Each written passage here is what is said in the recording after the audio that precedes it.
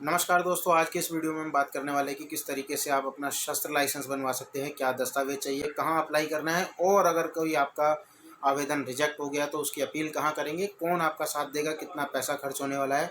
सभी की जानकारी केवल इस वीडियो में, वीडियो को लास्ट तक देखिएगा और अगर अभी तक चैनल सब्सक्राइब नहीं किया है तो ज़रूर सब्सक्राइब कीजिएगा, बेल आइकन को दबाइए और अपने दोस्तों के साथ वीडियो को शेयर कीजिए। तो आइए जानते हैं कि किस तरीके से आप अपने शस्त्र के लिए लाइसेंस बनवाएंगे।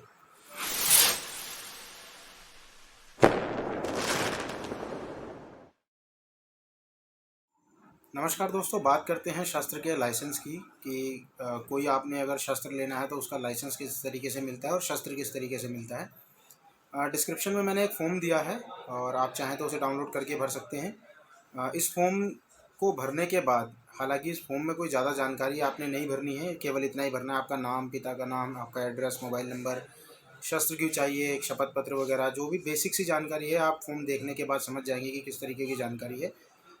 वो फॉर्म आपने भरने के बाद अपने ज़िले के कलेक्टर ऑफिस जाना है या फिर एसपी ऑफिस जाना है। एसपी ऑफिस या कलेक्टर ऑफिस में अगर आपका ये फॉर्म जमा नहीं होता है तो इसका सीधा सा मतलब है कि हो सकता है शायद आपकी राज्य सरकार ने इस काम के लिए कोई अलग से डिपार्टमेंट नियुक्त किया हो, अलग से कोई अथॉरिटी नियुक्त की हो, अलग से कोई डिपार्टमेंट बनाया हो।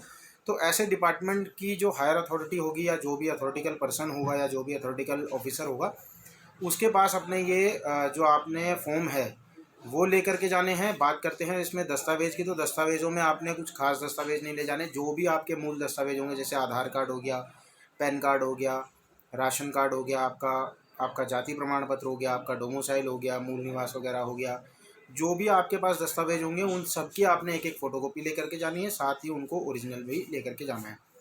ऐसे में आपने फॉर्म ले लिया, अपने दस्तावेज ले लिए और जाना है कलेक्टर ऑफिस में। मैं एग्जांपल के तौर पे बता रहा हूँ, बेसिकली जो है शस्त्र लाइसेंस जो है डीएम ऑफिस में ही अप्लाई होता है, लेकिन अगर आपके यहाँ कोई ऐसा अलग नियम है जो अलग अथॉरिटी कोई हो तो उसमें आप जा सकते हैं। दोस्तों, बात करते हैं मुख्य बिंदु की, तो मुख्य बिंदु इसमें यह है कि आपको बताना पड़ेगा कि आपको शस्त्र किस लिए चाहिए, यानी कि रीज़न, कारण आपको ज़रूर बताना पड़ेगा। और कारण जो है दो तीन ही कारण मेन होते हैं, जो कि मैं आपको एक एग्जांपल के तौर पे बता देता हूँ। पहला जो रीज़न होता है वो ये होता है कि आपके पास ज़्यादा लैंड है, आपके पास भूमि है, आपके पास खेत है, तो उसमें हो सकता है जानवर वगैरह आते हों, जिनसे बचने के लिए, जिनसे अपनी रक्षा करने के लिए आपको वो लाइसेंस चाहिए हो। दूसरा होता है कि आप कोई भारी भरकम मात्रा में कैश लेकर के जाते हो, चाहे आप एक दूसरे पे जमा कराने जा रहे हो, बैंक में जमा कराने जाते हो, या कोई भी ऐसी चीज़ जो मतलब जहाँ पर आपको कैश ले जाना ज़रूरी है, ऐसी जगह पर आप कैश लेकर के जाते हैं। ये एक जो है सेकंड रीज़न है। और तीसरा रीज़न दोस्तों ऐसा होता है कि अगर मान लीजिए कि आपने किसी के विरुद्ध कोई एफआईआर दर्ज करा रखी है या फिर आपका कोई केस चल रहा है, संभावना है कि आपकी जान को खतरा है, चाहे वो किसी भी पर्सन से हो, चाहे आपने उसके ऊपर एफआईआर करा रखी हो या ना करा रखी हो, वो सब चीज़ें एक पुलिस की तफ्तीश होती है। पुलिस जानकारी जुटाएगी उस मामले में कि किस केस के बारे में आप बात कर रहे हैं, क्या मामला है ऐसा, उसमें क्या रीज़न हुआ है, ये सब चीज़ें जो है पुलिस तफ्तीश की है। तो बेसिकली जो ये तीन रीज़न मैंने आपको बताए हैं, यही तीन रीज़न सामान्य तौर पर एक शस्त्र लाइसेंस लेने के लिए होते हैं कि आप रसूखदार हैं, इस वजह से जो है इसमें आपको लाइसेंस की ज़रूरत है। तो इसमें देखने वाली जो बात है दोस्तों वो ये है, समझने वाली बात जो है वो ये है कि जो डीएम होगा या एसपी होगा या जो भी उसके अथॉरिटिकल ऑफिसर होंगे, वो आपके आवेदन पत्र पर कुछ रिपोर्ट्स मंगाएंगे। किस तरीके की रिपोर्ट्स मंगाएंगे? वो तहसीलदार की रिपोर्ट्स मंगाएंगे, वो पुलिस की रिपोर्ट्स मंगाएंगे, वो वन विभाग की रिपोर्ट्स मंगाएंगे। अलग अलग डिपार्टमेंट की जो अथॉरिटी होगी जिसने आपको लाइसेंस प्रोवाइड कराना है, वो अलग अलग जांच की आख्या जो है अलग अलग डिपार्टमेंट से मंगाएगा और उसमें अपनी अपनी जो डिपार्टमेंट्स होंगे वो अपनी आख्या प्रस्तुत करेंगे। जैसे जो पुलिस है, पुलिस अपनी आख्या प्रस्तुत करेगी, जी इनके विरुद्ध कोई 107-16 या कोई गंभीर अपराध इन्होंने नहीं किया है, इनकी कोई ऐसी हिस्ट्री नहीं है जो क्रिमिनल हो, यानी कि क्रिमिनल हिस्ट्री ऐसी कोई नहीं है, ये सामान्य व्यक्ति हैं। ऐसा रसूखदार भले ही हों या ना हो वो एक अलग विषय है, लेकिन एक क्रिमिनल नहीं है। बेसिक चीज़ पुलिस की रिपोर्ट में ये ज़्यादा ज़रूरी होती है कि जो शस्त्र लाइसेंस के लिए अप्लाई कर रहा है वो क्रिमिनल नहीं है। तो दोस्तों दूसरी बात है वन विभाग की रिपोर्ट। वन विभाग अपनी रिपोर्ट में बताएगा कि एक पेशेवर या फिर सामान्य या फिर किसी भी तरीके के शिकारी नहीं है, यानी कि शिकार नहीं करते, और उस शस्त्र का जो प्रयोग है वो, यानी कि आप स्वयं भी उसमें तो दोस्तों दूसरी जो रिपोर्ट लगने वाली है वो लगेगी वन विभाग की, जिसमें वन विभाग ये अपनी आख्या प्रस्तुत करेगा, जी ये व्यक्ति कोई शिकारी नहीं है या फिर इनका कोई मामला वन विभाग से जुड़ा हुआ किसी प्रकार का नहीं चल रहा है, इस तरीके से 2 रिपोर्ट यानी कि पुलिस की और वन विभाग की आ जाती है, और तीसरी रिपोर्ट जो है तहसीलदार की लगती है। यानी कि तहसीलदार की इसलिए लगती है, एक तरीके से जो शासन प्रशासन है या जो भी अथॉरिटी है वो आपकी हैसियत देखती है कि आप किस हैसियत के व्यक्ति हैं, क्या वास्तव में आपको लाइसेंस की ज़रूरत है, क्या वास्तव में आपको किसी शस्त्र की ज़रूरत है। ऐसे में तहसीलदार की रिपोर्ट लगती है, क्योंकि जब आप लैंड वगैरह का यानी कि ज़मीन वगैरह का, भूमि का आप अपने ब्यौरा देंगे कि जी मेरे पास इतनी भूमि है और खेत है, ये है वो है, तो जिसके लिए मेरे को रक्षा के लिए, आत्मरक्षा के लिए जिस भी प्रकार से शस्त्र की ज़रूरत है, तो वो जो तहसीलदार है वहाँ का, जो आपके अपने तहसील परिसर का जो तहसीलदार होगा, वो ये रिपोर्ट लगाएगा इस पे कि जी इस पे इतनी लैंड है और इनका ऐसा कोई ऑफेंस नहीं है, या फिर उनके द्वारा आपका कोई ऐसा मसला नहीं चल रहा है जिसमें आपका लाइसेंस कैंसिल हो सके। तो ये 2-3 जो रीज़न हैं, और इन्हीं सरलतम तरीक़ों से जो है लाइसेंस मिल जाता है। और कुछ कारण दोस्तों ऐसे हो सकते हैं जिसमें आपका लाइसेंस ना मिले या फिर निरस्त कर दिया जाए।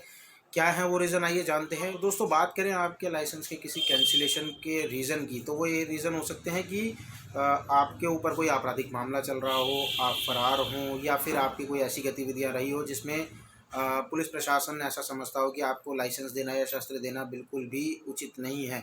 तो ऐसे मामलों में जब अगर आपके विरुद्ध कोई आख्या लग जाती है, तो ऐसे मामलों में कई बार लाइसेंस जो है कैंसिल हो सकता है या फिर नहीं भी मिल सकता है। बात करें दोस्तों लाइसेंस के वैलिडिटी की, तो वैलिडिटी इसकी मात्र 3 साल तक होती है। 3 साल के बाद आपको अपना लाइसेंस दोबारा रिन्यू कराना पड़ता है।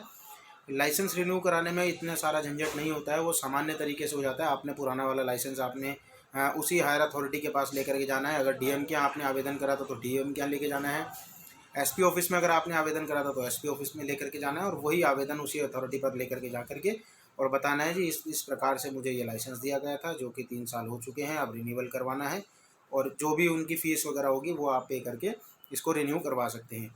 अब बात करते हैं दोस्तों कि गन कैसे मिलेगी। तो जब आप लाइसेंस लेंगे, यानी कि जब आपको लाइसेंस मिल जाएगा, उसके बाद जो है आप एक गन खरीदेंगे, और उस गन पर उस लाइसेंस का नंबर लिखा जाएगा। यानी कि इसका सीधा सा मतलब है कि गन का कोई नंबर नहीं होता, यानी कि बंदूक का कोई नंबर नहीं होता, लाइसेंस का नंबर होता है। और वो जो लाइसेंस आपको नंबर मिला होगा, यानी कि वो लाइसेंस नंबर जो मिला होगा, उसी को गन पर लिखा जाता है। वो उस गन पर आपका लाइसेंस नंबर लिख देंगे, और आपको और इसमें एक चीज़ और ध्यान रखने वाली, इसका एक क्षेत्र बंधा हुआ होता है। इस फॉर्म में ये भी आपको डिटेल भरनी पड़ेगी कि कहाँ आपने इसको लेकर के जाना है, या कहाँ इस्तेमाल करना है, क्यों इस्तेमाल करना है, ये सब रीज़न तो आपने देने ही है। साथ में इसका एक क्षेत्र बंधा हुआ होता है कि आप शहर से बाहर नहीं ले जाएंगे, राज्य से बाहर नहीं ले जाएंगे, और पूरे देश के लिए तो आपको कभी अथॉरिटी मिलेगी भी नहीं। तो कुछ चीज़ें ऐसी होती है जिसमें आपको बहुत ज़्यादा ध्यान रखने की ज़रूरत है। और अगर आपको कहीं ना कहीं ऐसे मामलों में परेशानी हो रही है, तो आपका अधिवक्ता हमेशा आपके लिए तैयार है। आप अपने अधिवक्ता से बात कीजिए, अपने वकील से बात करेगा आपको शस्त्र का लाइसेंस दिलवाने में। तो ये सरलतम तरीके से जो है आप अपने जो शस्त्र है उसका लाइसेंस ले सकते हैं। तो ये सरलतम तरीके हैं दोस्तों कोई भी शस्त्र लाइसेंस लेने का। अगर आपको कहीं भी कोई परेशानी आ रही है, तो आप अपने अधिवक्ता से बात कीजिए, आप अपने अधिवक्ता को बताइए कि जी ऐसी ऐसी बात है, और आपके अधिवक्ता हमेशा आपके लिए तैयार खड़े हैं, वो आपको लाइसेंस दिलवाएंगे। एक चीज़ और मैं आपको बता देना चाहता हूँ दोस्तों कि जो चीज़ें, जो रीज़न्स मैंने बताए हैं, जो बातें मैंने आपको बताई है, अगर आप इस पे 100% सही उतरते हैं, तो दोस्तों बहुत ही कम चांसेस है कि आपका लाइसेंस ना मिले और आपका लाइसेंस या फिर कैंसिल हो जाए। ऐसा बहुत कम चांसेस है। लेकिन अगर फिर भी आपका किन्हीं कारणों से लाइसेंस निरस्त कर दिया जाता है या फिर कैंसिल कर दिया जाता है, तो इसके लिए आप जो माननीय उच्च न्यायालय है अपने राज्य के, हाई कोर्ट है, उसमें जाकर के अपील दायर कर सकते हैं उस फैसले के खिलाफ। और इसमें भी आपके अधिवक्ता हमेशा आपके लिए तैयार है। तो ऐसे मामलों में भी आप हाई कोर्ट पर जाकर के अपने अधिवक्ता के साथ इस चीज़ की अपील कर सकते हैं, और वहाँ से फिर अपना लिए ऑर्डर निकलवा सकते हैं कि जिनको लाइसेंस दिया जाए।